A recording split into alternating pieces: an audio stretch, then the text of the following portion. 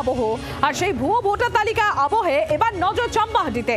কেন? সেখানে বলা হচ্ছে যে অনলাইনে প্রচুর ভোটার নথিভুক্ত করা হয়েছে এবং যাদের অনেকেই উত্তরবঙ্গের বাসিন্দা বলে এমনই অভিযোগ উঠছে। উত্তরবঙ্গের বহু ভোটারের নাম উঠেছে তালিকা, এমনকি যে সংযুক্ত ফোন নম্বর, সেই সংযুক্ত ফোন নম্বরেও গরমিলের অভিযোগ রয়েছে। আর এর আগে ভোটার তালিকা ইস্যুতে সরব হয় তৃণমূল কংগ্রেস। আপনারা জানেন ভোটার তালিকা ইস্যুতে সরব হয় কংগ্রেস, আর এমন আবহে চম্পাহাটির ঘটনায় স্বাভাবিকভাবেই বাড়ল বিতর্ক। তথাগত চক্রবর্তী আমাদের প্রতিনিধি রয়েছেন আমাদের সঙ্গে। তথাগত, এর আগে এই ভুয়ো ভোটার তালিকা নিয়ে কিন্তু সরব হয়েছিল তৃণমূল কংগ্রেসের তরফ থেকে, এমনকি তৃণমূল সুপ্রিমো তথা মুখ্যমন্ত্রী মমতা বন্দ্যোপাধ্যায় তিনি নিজেও এই বিষয় নিয়ে সরব হয়েছিলেন এবং তারপর এবার নজরে চম্পাহাটি। একদমই, এবং যেটা জানানো হচ্ছে তৃণমূল কংগ্রেসের পক্ষ থেকে এবং পঞ্চায়েত প্রধান থেকে আরম্ভ করে পঞ্চায়েত সদস্যরা যেটা জানিয়েছেন যে লোকসভা ভোটের নিরিখে যে ভোটার তালিকা ছিল সেই ভোটার তালিকা থেকে 4 থেকে 4,500 মতো ভোটার বেড়েছে এবং মোট 22টা সংসদ এলাকা রয়েছে এই পঞ্চায়েতের মধ্যে, এবং প্রত্যেকটি সংসদ এলাকাতেই কিন্তু শতাধিক, কোথাও 100-র বেশি, কোথাও 200, 300, 400-র মতো করে ভোটার বেড়েছে। এবং এই ভোটার তালিকা যখন এই পঞ্চায়েতের সদস্যরা পান তখন তাদের চক্ষু চড়কগাছ, কারণ বেশ কিছু ভোটারের নাম যেখানে রয়েছে তাদেরকে তারা চেনেন না, এলাকাতেও দেখেননি তাদেরকে। শুধু তাই নয়, তারা যখন অন্যান্য রাজনৈতিক দলের প্রতিনিধিদের সঙ্গে কথা বলেন তাদের কাছ থেকেও তারা যেটা জানতে পারেন যে তারাও চেনেননি, এবং এই ঘটনাতে তারা তবে কোর্টে চড়েন এবং বিষয়টি দলীয় নেতৃত্বকে জানান এবং পুরো বিষয়টি লিখিত আকারে ব্লক অফিসে জানানো হয়েছে। ইতিমধ্যে বারুইপুর বিডিওর কাছে লিখিতভাবে পঞ্চায়েতের পক্ষ থেকে জানানো হয়েছে, এবং যেটা জানাচ্ছেন পঞ্চায়েত সদস্যরা এবং বারুইপুর পূর্ব বিধানসভা তৃণমূল কংগ্রেসের পক্ষ থেকে যেটা জানানো হচ্ছে যে তারা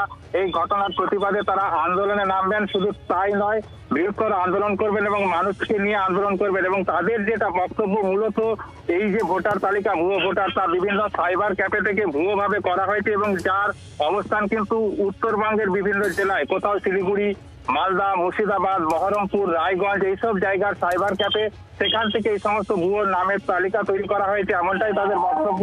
এবং পাশাপাশি তাদের আরো যেটা বক্তব্য যে এর মধ্যে বিজেপি রয়েছে, বিজেপির বিরুদ্ধে তারা সরাসরি চক্রান্তের অভিযোগ এনেছেন। যদিও তথাগত সঙ্গে থাকো, আমরা একবার শুনবো তৃণমূল কংগ্রেসের তরফ থেকে ঠিক কি বলা হচ্ছে, কি অভিযোগ করা হচ্ছে। প্রতি বিধানসভা এলাকায় কয়েক হাজার করে ভুয়ো ভোট ঢোকানো হয়েছে। ইচ্ছাকৃত হয়েছে না, যারা করে ডাটা এন্ট্রি করে তাদের ভুলে হয়েছে। আমরা এটা খোঁজ খবর নিয়েছি,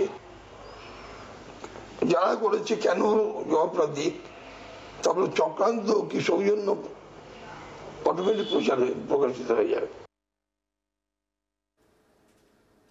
বিজেপির তরফ থেকে কি বলা হচ্ছে শোনাবো আপনাদের। ভোটার লিস্টে কোন রকম ভুল থাকে তার দায় সম্পূর্ণ নির্বাচন কমিশনের, ভারতীয় জনতা পার্টির এখানে কোনো ভূমিকা নেই। আর যদি কোনো দায় থেকে থাকে তাহলে যারা এই প্রশাসনকে প্রভাবিত করেছে, যারা বিভিন্ন দুর্নীতির সঙ্গে যুক্ত সেই তৃণমূল কংগ্রেস, তারাই এই ভুয়ো ভোটার ঢুকিয়ে তারা সামনের দিনে নির্বাচনে জয়লাভের চেষ্টা করছে।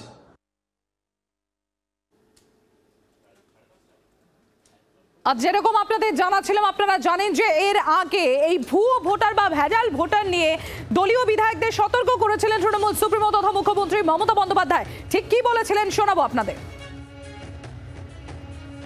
আমার ভাষায় ভুতুড়ে রাজনৈতিক দল যারা এদের পাঠিয়ে বিহারের লোকেদের নাম তুলছে অনলাইন। কেন অনলাইনে হবে? আপনাকে ভোটার কার্ডে নাম তুলতে গেলে, আধার কার্ডে নাম তুলতে গেলে আপনাকে ফিজিক্যালি যেতে হয়। তাহলে বিজেপি 40 লাখ ভোট বাড়লো কি করে মহারাষ্ট্রে? আর দিল্লিতেই বা আপনারা কি করেছিলেন? একদিন না একদিন তো বেরোবে।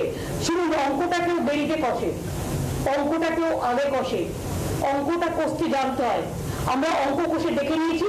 এখানেও বাবুরা এসে বসে আছেন, প্রত্যেক অ্যাসেম্বলিতে 20,000 থেকে 30,000 বাইরের লোকের নাম ঢোকাবে, আর ইলেকশন কমিশন ইলেকশন করবে সেন্ট্রাল ফোর্স দিয়ে, তারা গার্ড দেবে, আর বাইরের লোকেরা এসে যারা বাংলার লোক নয়, বাংলার ভোটার নয়, তারা এসে ভোট দেবে।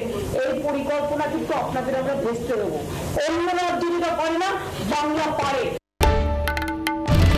বাংলার আওয়াজ, বাঙালির আবেগ, জি 24 ঘন্টা।